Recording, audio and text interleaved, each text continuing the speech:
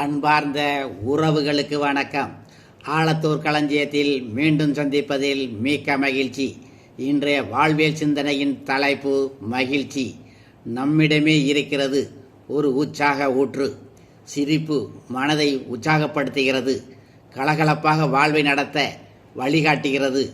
மனம் விட்டு சிரிக்கின்ற பழக்கம் மருத்துவருக்கு நீங்கள் செலுத்த வேண்டிய பணத்தை குறைப்பதோடு உங்களுடைய வாழ்நாளை நீடிக்கச் செய்கிறது.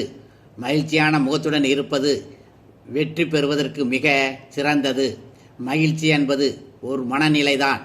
அது நம்மிடமே இருக்கின்றது. வேறு எங்கும் தேடி பணம் கொடுத்து வாங்க வேண்டிய தேவையில்லை. நம்மிடம் பிறந்தது அது. வயது செல்ல செல்ல சருமம் சுருங்கிவிடும். அதுபோல மகிழ்ச்சி குறைய குறைய வாழ்க்கையும் சுருங்கிவிடும். வாழ்வின் வளர்ச்சியை காட்டுவதே மகிழ்ச்சிதான். நாம் ஒவ்வொரு முறையும் வெற்றியும் அடையும் போது மிக்க மகிழ்ச்சியாக இருக்கிறோம். வளர்ச்சி அடையும் போது மகிழ்கின்றோம். அதனால்தான் மகிழ்ச்சி வாழ்வின் வளர்ச்சி என்கிறோம். மகிழ்வுடன் இருப்பதன் மூலம் ஆயுள் வளர்ந்து கொண்டே இருக்கும். மகிழ்ச்சியுடன் இருந்தால் எந்த காரியத்தையும் எளிதாக சாதித்து விடலாம். மகிழ்ச்சியுடன் வேலை செய்தால் வேலை பளு பெரியாது. மகிழ்ச்சி என்பது இனிமையான எண்ணங்களை வைத்திருப்பதாகும். மகிழ்ச்சி என்பது நாம பெறுகின்ற ஒரு மனோபாவம். உங்களுக்கு எவ்வளவு மகிழ்ச்சி தேவையோ அவ்வளவு மகிழ்ச்சியை உங்களால் பெற முடியும். நாம் ஒரு முறைதான் வாழ்கிறோம். நாம் சோகமாய் இருக்கும்போது இதை நினைவில் கொள்ளுவோம்.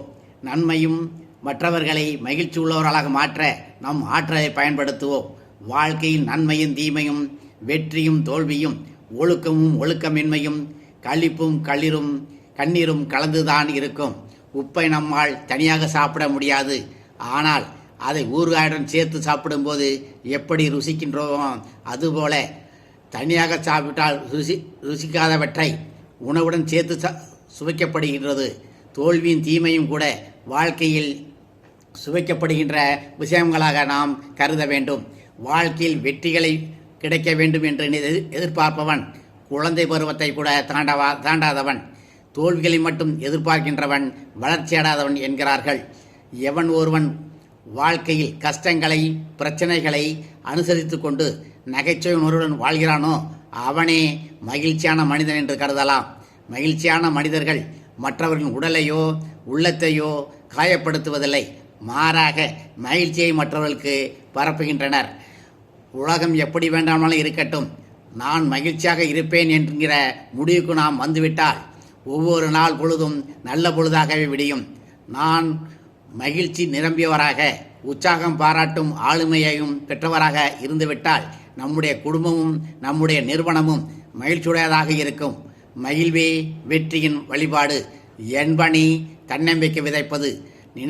நல்லதை நினைத்தால் நல்லதே நடக்கும். சொல்வது என் கடமை, முடிவெடுப்பது உங்கள் உரிமை. வாழ்க வளமுடன். நன்றி.